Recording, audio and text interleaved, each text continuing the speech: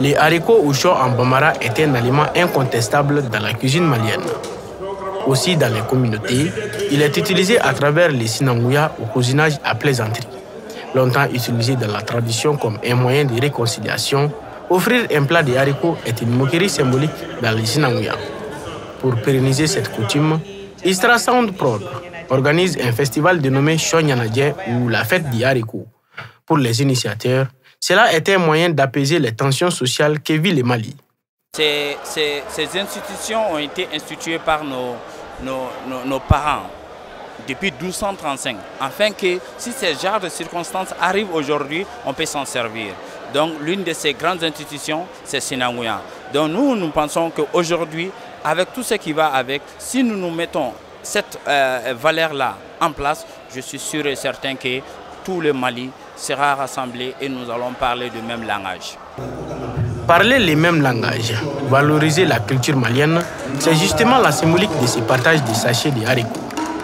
En effet, les représentants du président de la transition, du président du conseil de la transition et d'autres institutions nationales reçoivent ainsi leur part des haricots au cours de cette conférence.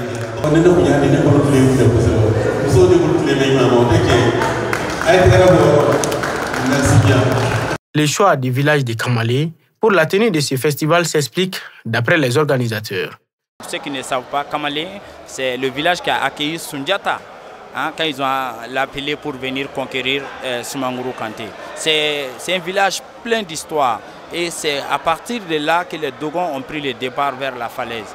Donc c'est le cœur du Manding aussi. Donc venez découvrir des vraies histoires du Manding, promis par les gardiens de la parole du Manding qui sont les Diabatés. De plus, il faut savoir que le haricot est naturellement complet, riche en protéines et en fibres.